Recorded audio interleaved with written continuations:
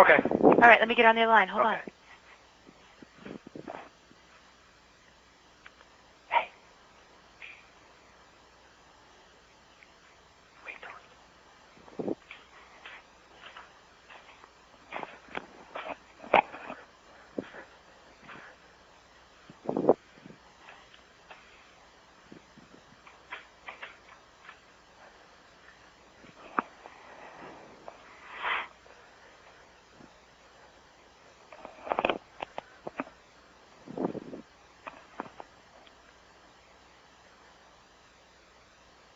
Charlie? Yeah. You're on with Brandi. Hi. Hi. How are you doing? I'm good. How are you? Pretty good. Cool.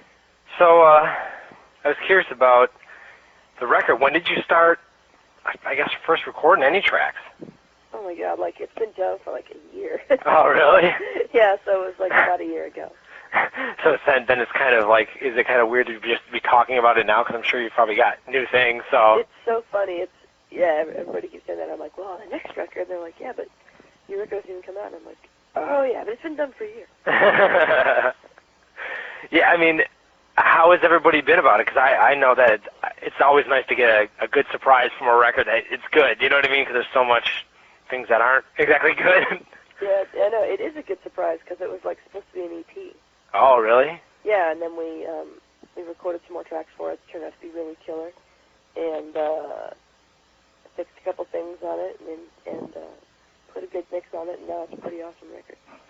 Yeah, I'm gonna say like the style. It can be, you know, like anybody could sort of listen to it. Like, you know, I know it was saying like country to pop to. I mean, like I know my wife who listens to a lot of pop and stuff, you know, from like a Sarah McLachlan or something like that, or even Nora Jones. I know she would love it, and I know that I don't necessarily listen to anything that she listens to. Whereas, you know, I was the one who was like, wow, this is actually really good. So it's just like it has kind of a wider appeal.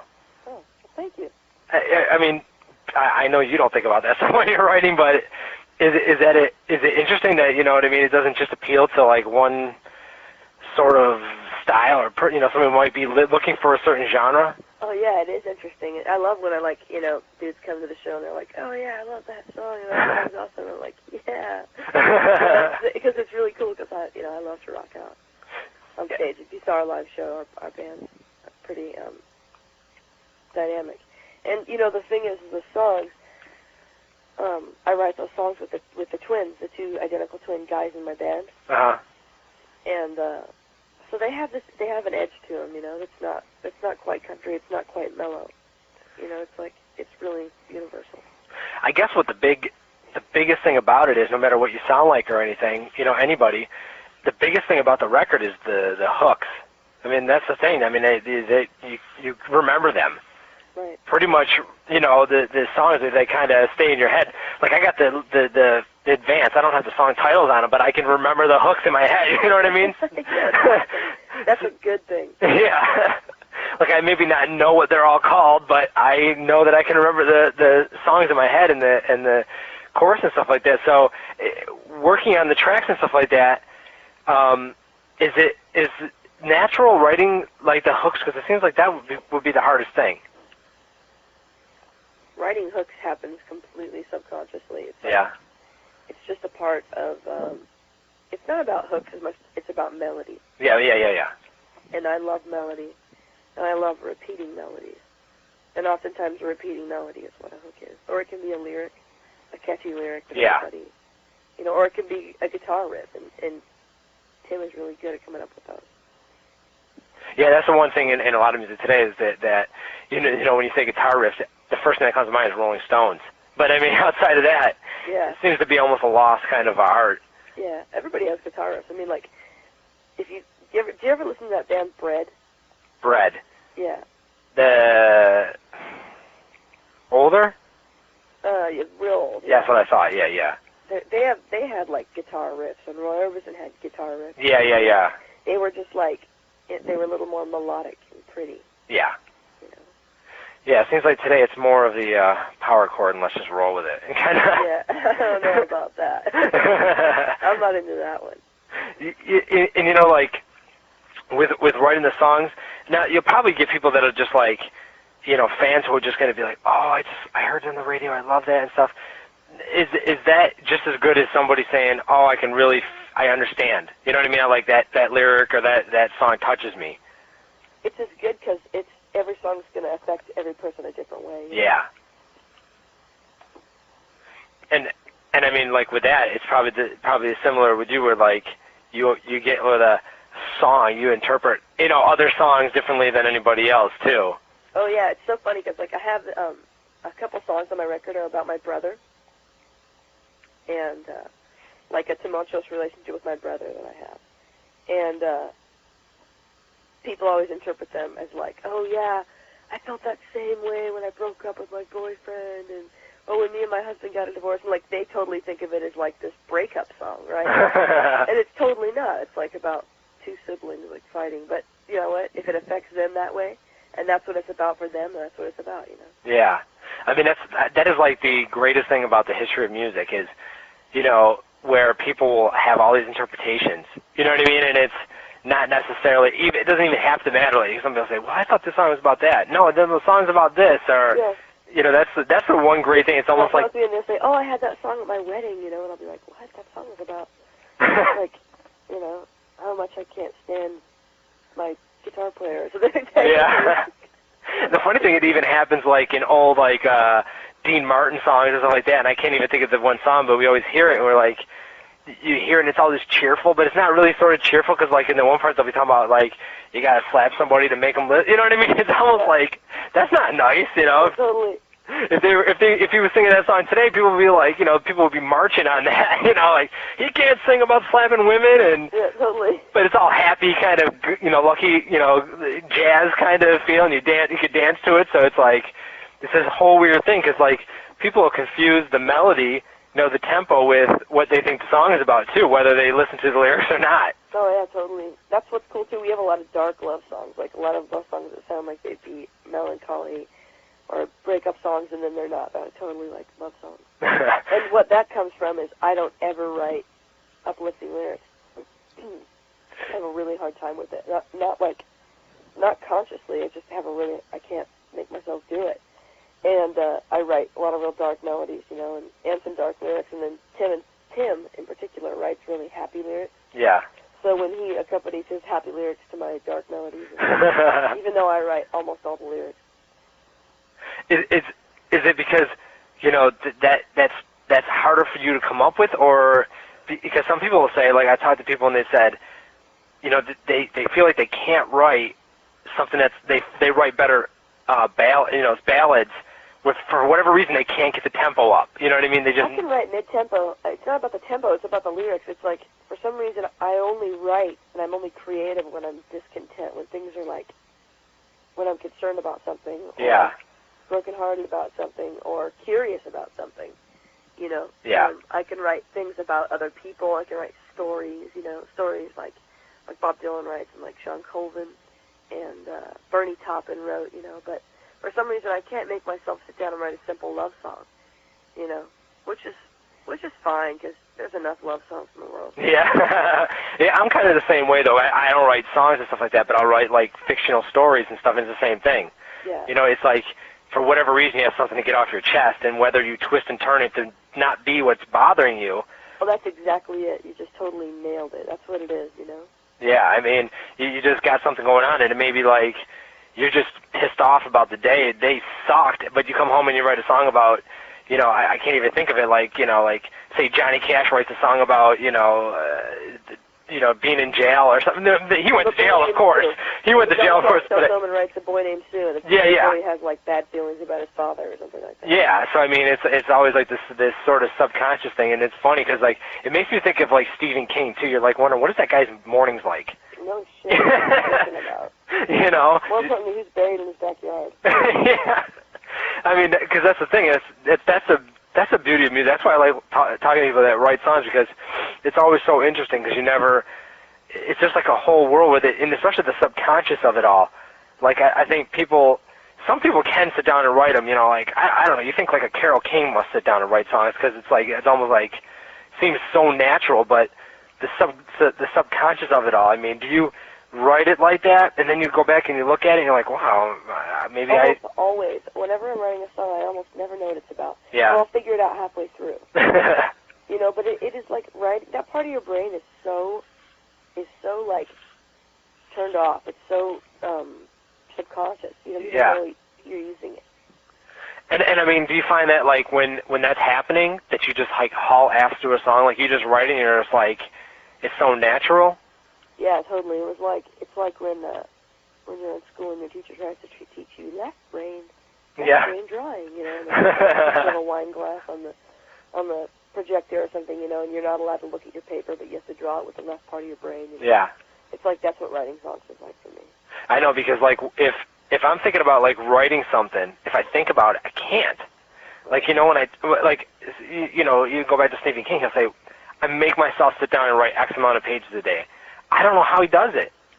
Because it's like I can't, for whatever reason, come up with anything. You're so busy thinking about trying to write something. Because if you read a Stephen King novel, there'll be pages and pages of nonsense, like, just, like, babbling and rambling, over-describing things, wordiness, and no plot at all. Like, I have a theory about Stephen King books, is that every Stephen King book could easily be 200 pages shorter than it is. Yeah, and you feel like that with a lot of movies, too. Yeah. Yeah, I mean, that's the thing. To me, like, that's how people, I wonder if that's how people write, you know, songs that end up being, like, filler. You know what I mean? Because they make themselves write extra songs or something like that. They sit there and they try intentionally to find a hook. Yeah. And intentionally to find it, you know, it's like, that's how it sounds forced. Yeah. Like, the songs on this record, they don't seem like they seem natural. That's the thing. And it has to, I mean, for some people, it probably drives some people crazy, because, like, they'll hear an artist, or anybody that wants to be an artist, and they'll hear something that sounds so natural, and they're not coming up with that stuff. Yeah. It's gotta be frustrating as hell. Oh, it drives me nuts when like a good example would be last night. I went and saw Ray LaMontagne, and it was like, I was so jealous I could hardly enjoy the show. Because he's so brilliant, you know, and I'm kidding, I totally enjoyed the show, but I was just like, man, I wish my voice was like that, or man, I wish I wrote those songs, you know. And the funny thing is, I remember even a couple years ago, like when OK Computer came out, that's what everybody was saying about that. You know, like they were so like, but the problem is then everybody wrote the same songs. I don't know about OK Computer. I like the Bends and Pablo Honey a lot better, back when they were a little less computer. Yeah, yeah. But I mean, it was like everybody was so attached to that record and like, oh, you know, if I could just write a song as good as that or whatever. You know, I interviewed people and they were telling me that over and over. And it was a lot different people, and then I guess you kind of saw that happen after a while. You know, and a lot of artists were coming out with that similar kind of feel, and it kind of lost that excitement about the whole thing, you know. But oftentimes when artists get signed and they're trying to make it too, they forget themselves. Yeah. And they get concentrating on things that they shouldn't be concentrating on. Now, and talking about that, did you have a bunch of stuff written before you were signed? Yeah. Okay. Me and the Twins have been touring and working hard for a long time. Oh. So getting signed was the bonus for us. Right. So, I mean, it wasn't like, yeah, because sometimes, yeah, somebody might have like a single or two. I mean, even if they only have one single, then they got to write a whole record. Like probably 3 records worth of material, like 40 songs or something. Oh, wow, really? Easy.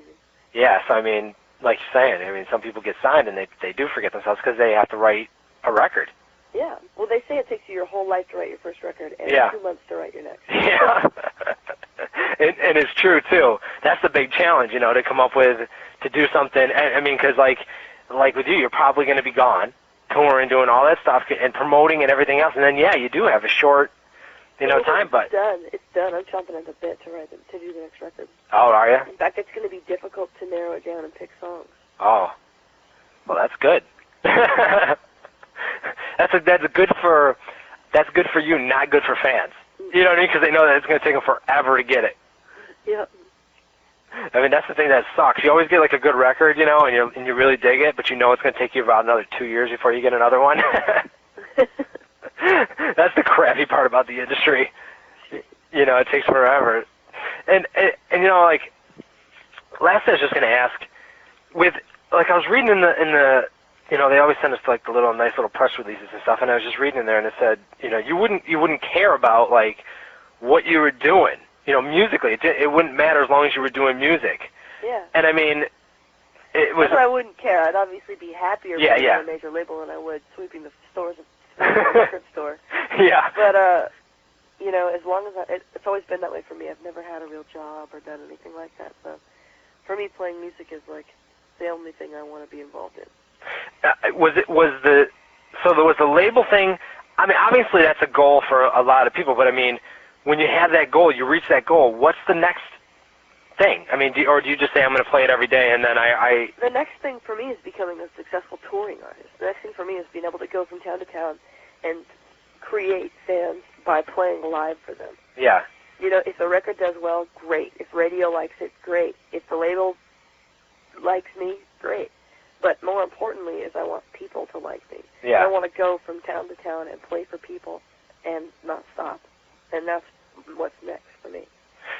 Out of curiosity, who are they trying to, or who have they put you together with? Or are they setting you out on your own? Well, I have an agent, a booking agent, Monterey, Chip Hooper. Okay. And he's like Dave Matthews' agent and Fish's agent and John Colvin. And I've been out with Dave Matthews, John Colvin, India Ari, James Taylor. I'm going out with Chris Isaac here in a few days. Johnny Lang. So it's good because it's a lot of people that appeal to a lot of people. Yeah, it's like a huge, broad spectrum. Even Hanson, I even went out with Hanson. And actually that's why we got signed to Columbia, is because we played in Hanson, with Hanson, right, for like in California. And the Hanson fans loved us. We sold like 200 CDs a night, and they totally flipped out over us, loved us. And we played that show for James Taylor, which was kind of it was already sold out by the time the Hanson thing started. And it was all like older, like 45, 50-plus people at the James Taylor show. And the next night we played an all-ages gig in L.A. at the Hotel Cafe. And it was packed with all the Hanson fans, right? Yeah. Like 13, 14-year-old screaming girls with signs. And Tim Devine had come to the James Taylor show and seen like an attentive audience and a standing ovation. And then he came to Hotel Cafe the next night, seeing us play for people that were 20, 30 years younger than people at the James Taylor show. Jeez. And he saw the same response. And he's like, okay, this appeals to everybody, we have to sign it. Yeah, because, I mean, that's the thing. That was what, listening to it, I was curious. I was just like, who are they going to send them out to? What radio are they going to send it to? You know what I mean? Because it seems like it could be... Radio's already having a hard time swallowing it, like figuring out where it goes, It's kind of sad, though, because, I mean, they could just put it on different, different stations, different genres. It doesn't... That never made sense to me, but... Well, you know what? It's like, as far as radio goes, that's a real nice bonus, but... Yeah. Radio's for people, like, concentrating on radio only. It's for people who aren't willing to work. It's for people that aren't willing to get in a van and drive to shows and play for people all the time. That's for people that want to make it quick and easy, and, well, I'm not about that at all. Yeah. Yeah, I don't listen to radio at all. I only listen to oldies anyway, so when I'm in the car and I don't have CD... sometimes radio comes before fame, and sometimes fame comes before radio. Yeah. And in my case, if radio doesn't know where to put it, they can jump on the bandwagon in a year when everybody else gets it. Yeah, and it happens, too, a lot. Right. It happens. It happened to Dave Matthews. It happened to Metallica. Yep. It happens to a lot of people that are willing to work real hard, that are real good indie cred artists, Yeah. I mean, even going back to Radiohead, look at how, Radiohead? Yeah, I mean, they had to. I mean, I don't think radio even ever figured out what the hell to do with them guys, so... Yeah, Radiohead's put out like 5 records, and they've got like 2 singles. Yeah. Ever on radio. Yeah. High and Dry and Creep. Yeah. 80 Fake Plastic Trees. So, I mean, it's just interesting because you know that somebody's got to figure out how to promote it, and it's always curious to figure out, you know what I mean? Like, because I listen to it, that doesn't matter to me personally, I could care less, but it's always just a curious thing to see what the heck they're up to, where the gears are churning at the label, to try to, it doesn't matter to me if I like something I like it, I don't really care about the rest, but... It is a curious process, isn't it? Yeah, and I don't listen to radio, so I never find out anyways when it's on or when it's on. I guess I don't really listen to radio either. I mean, I have my CDs, Yeah, I mean, me too. And like I said, it's just... I have an iPod, and it's like, that's pretty much all I ever listen to. Yeah, and for me, it's just oldies, whatever, Oldies, give me some, 50s and 60s, and I'm cool with that, as long as if I don't have a CD with me. Yeah. Outside of that, you can listen to whatever they call... Who do you like? Huh? Who do you like? Beatles, anything like that, Stones. Oh yeah. All that stuff. But I even like Motown and all that stuff too. Yeah, that's just great. I mean, yeah, I mean, they're just So classics.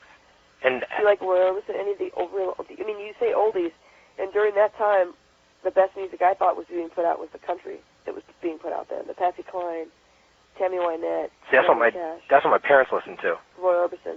That's what I was listening to. That's what I'm influenced by. Yeah, my parents listened to that, and then you kind of want to get your own thing. So I mean, you like rock and roll. Yeah. So but I didn't actually get into the oldie. It was funny because they listened to that and country, and I went in in high school you don't want to listen to that, but as I got older, I kind of you expand your horizons, you listen to more and more, and then you start saying, I remember kids in high school liking Pink Floyd. Hey, they're pretty good. You know what I mean? You pick the stuff up usually, I do that now with the grunge stuff, because when I was in high school, it was when Nirvana, Pearl Jam, Soundgarden were big. Yeah, I was just a little bit before that. It was like right when heavy metal was starting to get really bad. Yeah, like the whole grunge thing was happening. Yeah. And I was so against it. Like I was the only person in school, I think, with a Judd's patch. You know what I mean? Like fucking Patsy Cline freak, And it was like, I was so like, oh yeah, I hate grunge, And everybody would be like, what are you talking about? Nirvana's awesome, Kurt Cobain killed himself, and it wasn't even a ripple in my life. Like I didn't even think about it, Yeah. And now years later, I really see why Kurt Cobain and Nirvana was so significant and so great. And I didn't see it then. Yeah, see, I wasn't as I liked them, but I wasn't as I wasn't fanatical. I was really, really, really, really starting to get into the Beatles, and starting to, because I would just start in college and I would say, why is so many people into these guys? You always think of I Want to Hold Your Hand or something when you never really listened to them. Yeah. You didn't really know. Yeah, but you don't realize how amazing it is. Yeah, you never hear on oldies Sgt. Pepper's and Beyond. What? You always hear all the really old pop stuff, which is still good. But I mean, you never hear the other stuff, and you're just like. And it is so good. And it's like, if you think about how pop stuff was being recorded then, you would never hear those imperfections like the Beatles are willing to just they might go, I wanna hold your hand, but when they would sing, they would scream and laugh up, and it was so rough, but it was so killer. I know. The Beatles are fucking geniuses. Yeah. And when I write on guitar, Yeah. I don't.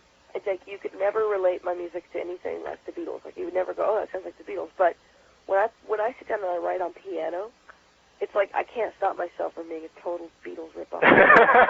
I'm always got those bing, bing, bing, bing, bing, bing, bing rhythms going on, that the Beatles have, the total Hey Jude and Imagine thing. Oh yeah, I mean it's almost like it just doesn't even seem like they were real. It almost seems like somebody had to make them up like the Monkees, because if you just listen to those records and it's just track greatness.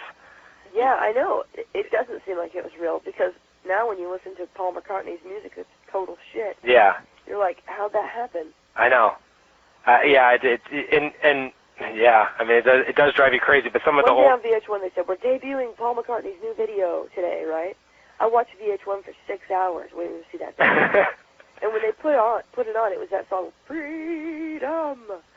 Freedom! It was like, oh my God. You can still sing, though. That's a good thing. I know, but it's good. At least you could sing still. It's cheesier than Billy Joel. Well, unfortunately, it's not. Ringo does some real cheesy stuff that kind of drives you crazy too, because you just, even though as cheesy as Yellow Submarine kind of was, it was still quirky and fun. I know, you wish they'd just retire, legacy. And now he takes himself way too seriously, and it drives you crazy because people were not taking him that seriously back then. He was, you know what I mean? And it's just, but that's the thing, I mean, you listen to that stuff and it's almost just not even real. It's unbelievable. And I didn't even understand that early on. You think you know so much about music, and then you're always learning about it by going backwards, or for your case, kind of going backwards forward. No, I said you're kind of always learning about music. Oh yeah. I mean, it's just, and that's the great thing about it. As soon as you're like, there's nothing great coming out, whatever, blah blah blah, then you can go out and pick up some records or some artists you never even heard before, or. Have you heard Ray LaMontagne yet? What's that? Have you heard Ray LaMontagne? I don't. How do you spell the name? I think it's LaMontagne or something like that. I don't think so. Tagene. I said Tagene. he's getting really big, and he got a huge deal. But I went and saw him last night. He's touring with somebody named Rachel Yamagata. Who's opening for him. I heard that name actually. Yeah, and she's opening for him, and he's doing really good. If you listen to him sing, he would take you right back, and you would think that you were listening to Van Morrison. Oh wow. Or CCR. You know, I mean, or Motown, like with so much soul in his voice. It's like, it sounds so old. I wish I could explain it. I'll have to look. Is it releasing or is it released?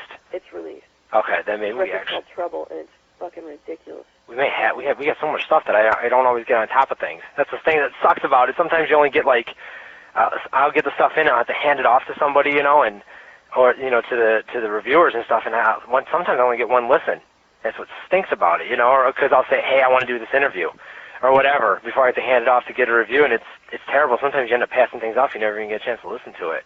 Yeah. And then when you do keep things like Oasis, because I've been an Oasis fan, you're kind of mad you did. Oh yeah.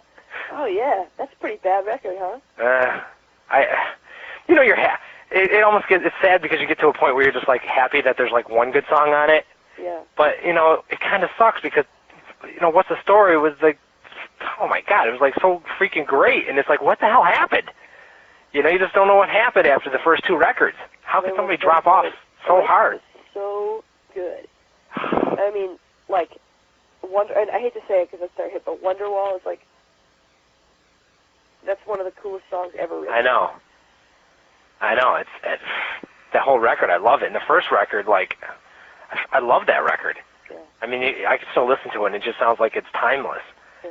Except for some of the tracks are kind of a little weird, but the whole record is just unbelievable. I just don't know. Maybe Noel he couldn't find any more songs to steal the melody from. Yeah, totally. Like stealing Imagine for Don't Look Back in Anger or whatever the heck, he steals the melodies for and admits it. Like Wonderwall from like George Harrison, and oh my God, but who cares? They're freaking great, but I don't know. Yeah, I was a little dismayed by the whole thing. I was so hopeful. You're just like, it's got to turn around. It's got to turn around.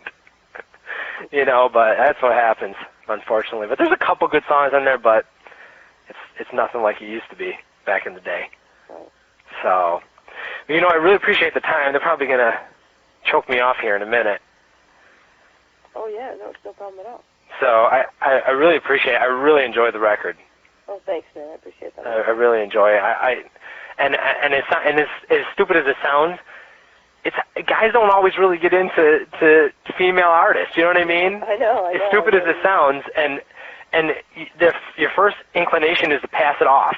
Because it just happens so often that it ends up being same old kind of stuff. And after you heard the first two people that did it, you kind of get like when Alanis put a record out and then 40 people came out after her to try to do the same thing. It kind of wears thin, so you're just like, oh my gosh, finally. I know. So it's good. So I really like it. I appreciate the time talking to you. Thank you. And good luck with everything, and I'm going to look that guy up. Oh, thanks, man. And have a listen to it. Look him up, you're going to love him. Great. All right. Are you coming to the East Coast? Where are you? I'm in right outside of New York. I'm in Connecticut. No, I'm coming to New York tomorrow. No, day after tomorrow. Oh, really? Well, and I'm playing on Monday night at Pianos in New York. But then I'm coming back to the West Coast to do a tour here with Chris Isaac. Oh, okay. That's short notice, but I'll see. I'll see what I can do. It's always good. That's the great thing about New York. There's always something going on constantly. Always something in New York. Well, thank you very much. Thank you. All right, thanks. Bye. Bye.